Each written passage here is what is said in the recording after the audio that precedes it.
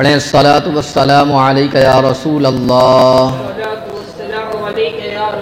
الصلاۃ والسلام علیک یا حبیب اللہ، الصلاۃ والسلام علیک یا نبی اللہ،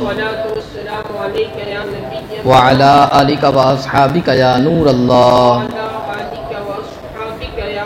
صلی اللہ تعالی علیہ وسلم۔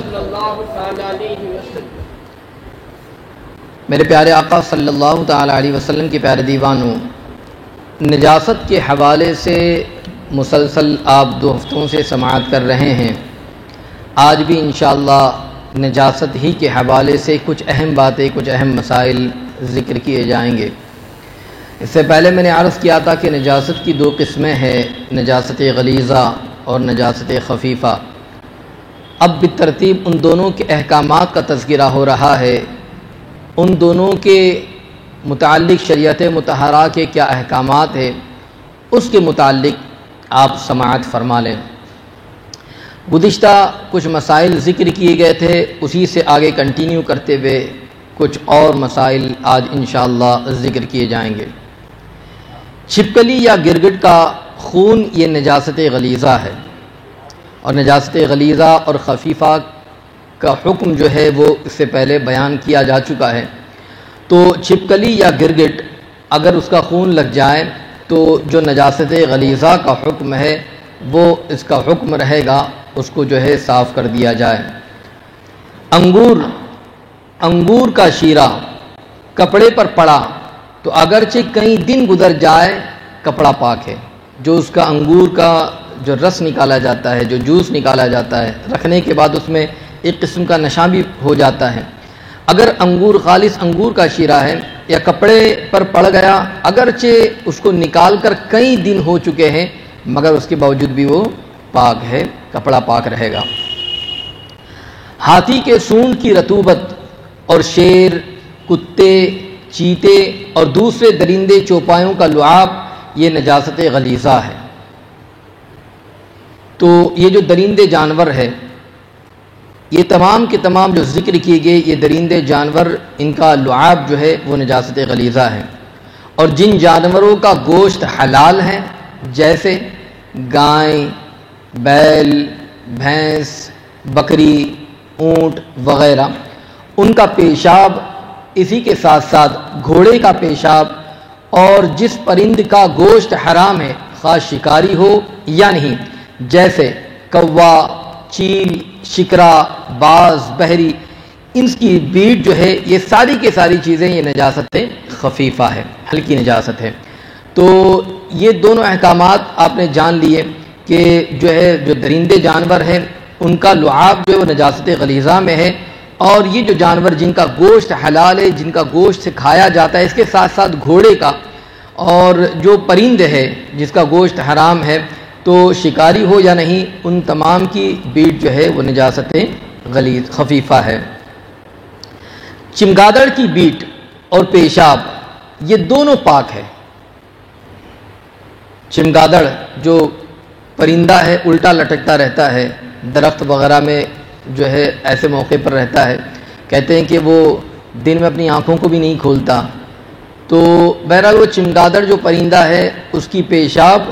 اور اس کی بیٹ یہ دونوں پاک ہے۔ جو پرند حلال اور اونچے اڑتے ہیں، جیسے کبوتر، مینا، مرغابی، یہ پرندے ہیں، ان کی بیٹ بھی پاک ہے، جو اوپر اڑنے والے، اونچے اڑنے والے ہیں۔ اور اسی کے ساتھ یہ مسئلہ بھی سماعت کر لے کہ ہر چوپائے کی جگالی کا وہی حکم ہے جو اس کے پاخانے کا ہے، جس کے پاخانے کا جو حکم ہے وہی اس کے جگالی کا بھی حکم ہوگا۔ ہر جانور کے پتے کا وہی حکم ہے جو اس کے پیشاب کا ہے۔ حرام جانوروں کا پتا نجاست غلیظہ ہے، اور حلال جانور کا یہ نجاست خفیفہ ہے۔ تو اب دیکھ لیں، جن کا گوشت کھایا جاتا ہے اس کے متعلق جو ہے نجاست خفیفہ کا حکم لگے گا، اور جو درندے جانور ہیں جن کا نجاست غلیظہ کا حکم ہے، تو بہرحال ان کے بھی پتے کا نجاست غلیظہ ہی کا حکم دیا جائے گا، پیشاب کا۔ نجاست غلیظہ خفیفہ میں مل جائے، یعنی کچھ نجاست غلیظہ تھی اور کچھ نجاست خفیفہ، اب یہ دونوں مکس ہو گئے، ایک دوسرے میں مل گئے،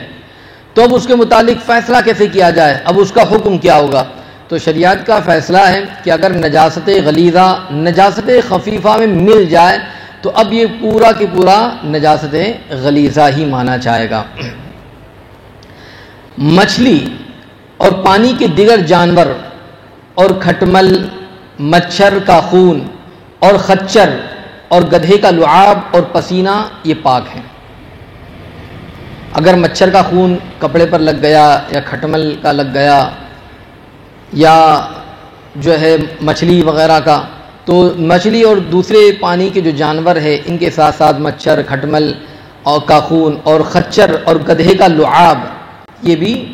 اور اس کا پسینہ، یہ ساری کی ساری چیزیں پاک ہیں۔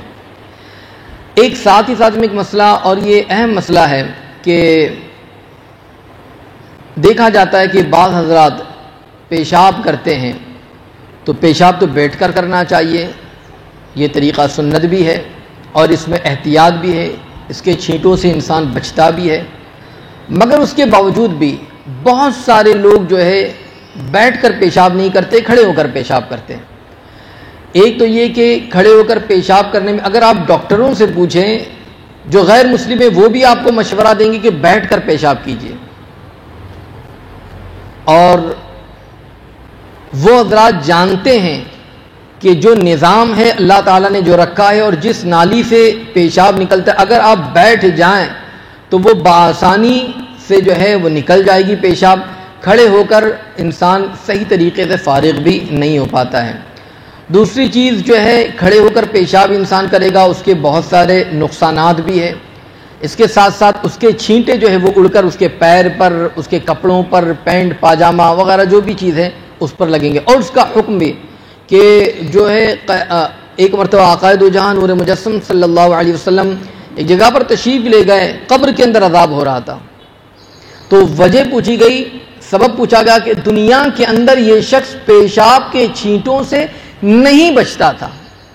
اب جب پیشاب کے چھینٹوں سے نہیں بچتا تھا تو اب اس کو عذاب ہو رہا ہے، تو جو کھڑے ہو کر راستے میں یہاں وہاں جہاں دیکھو پیشاب کرتے، نہ پانی لیتے نہ ڈھیلے کا استعمال کرتے، ایسے ہی اگر رہتے ہیں تو یاد رکھ لیجئے پھر ان کا عالم کیا ہوگا۔ تو یاد رکھے کہ ایسے بہت سارے لوگوں کو دیکھا گیا، کبھی آٹو چلا رہے، راستے میں گاڑی کھڑی کر دیا، پیشاب کر دیا، سبزی بیچنے والے بہت سارے ایسے ہیں، یہاں وہاں کہیں پر بھی چلے، اچھا اس موقع پر دیکھتے بھی نہیں کہ ہم کس سمت میں بیٹھے ہوئے ہیں۔ بعض دفعہ تو لوگ قبلے کی سمت میں بیٹھتے ہیں معاذ اللہ اور پیشاب کرتے ہیں، تو یاد رکھیں یہ تو قبلے کی توہین ہے۔ تو ایسی جگہوں پر جو ہے نہ بیٹھنا چاہیے پیشاب کرنے کے لیے، اور پیشاب بیٹھ کر کرنا چاہیے، اس کے چھینٹوں سے بچنا چاہیے۔ مگر کوئی بیٹھ کر پیشاب کر رہا ہے، احتیاط کے ساتھ پیشاب کر رہا ہے، اس کے باوجود بھی اگر باریک باریک اگر چھینٹے اڑ کر اس پر لگ جائے، اس کے کپڑے پر یا اس کے پیر پر یا بدن پر، تو اس کا کیا حکم ہے؟ حالانکہ بچنے کی تو مکمل طور پر کوشش بھی وہ کر رہا ہے۔ تو یاد رکھیں کہ پیشاب کی نہایت باریک چھینٹے جو سوئی کی نوک کے برابر ہوں، بدن یا کپڑے پر پڑ جائے تو کپڑا اور بدن یہ پاک رہے گا۔ بالکل باریک باریک سوئی کی ناکی کے برابر اگر وہ اڑ کر پھر کپڑے پر یا بدن پر اگر لگ رہی ہے، وہ احتیاط کے ساتھ بیٹھا ہوا ہے، اس کے باوجود بھی اگر لگ جائے تو یہ جو ہے پاک ہے۔ ہاں البتہ اگر وہ پیشاب کے جو ہے مکمل قطرات یا پیشاب ہی اگر لگ جائے تب تو وہ جو ہے ناپاک رہے گا اور جو اس کا وہی حکم ہوگا، مگر یہ کہ اس کے چھینٹے جو ہے وہ اڑ کر اگر اس پر آ رہے ہیں تو بہرحال یہ بدن یا کپڑے پر لگ جائے تو یہ پاک رہے گا۔ مگر احتیاط کرنا چاہیے، بیٹھ کر پیشاب کرنا چاہیے، اور جو ہے پانی یا ڈھیلے وغیرہ کا استعمال کرنا چاہیے، کھڑے ہو کر ہرگز ہرگز نہ۔ اگر کسی کو دیکھیں تو پھر آپ اس کو روکنے کی کوشش کریں، منع کرنے کی کوشش کریں، ورنہ میں نے بتایا کہ قبر میں عذاب ہو رہا تھا پیشاب کے چھینٹوں سے نہ بچنے کی وجہ سے۔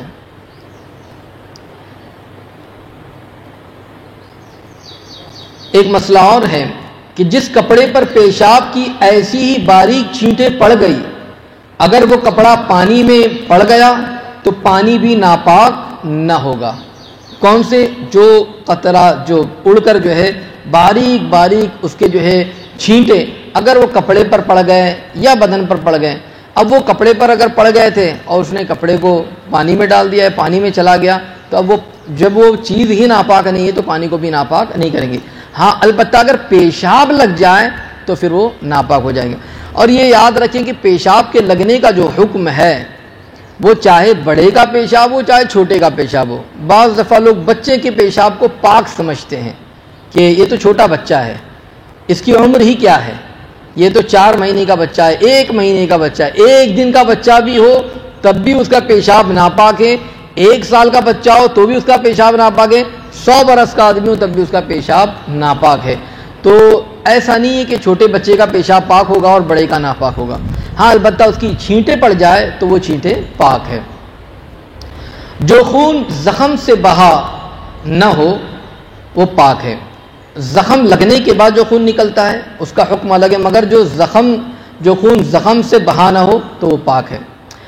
گوشت، تلی، کلیجی میں جو خون باقی رہ گیا یہ پاک ہے، اگر یہ چیزیں بہتے خون میں جو ہے مل جائے تو ناپاک ہے، بغیر دھوئے پاک نہ ہوگی۔ اور اسی کے ساتھ ساتھ ایک چیز یہ ایسا کوئی کرتا نہیں مگر ایک مسئلہ ہے، اس کو سماعت کر لیں کہ جو بچہ مردہ پیدا ہوا اس کو گود میں لے کر نماز پڑھی، اگرچہ اس کو غسل دے دیا ہو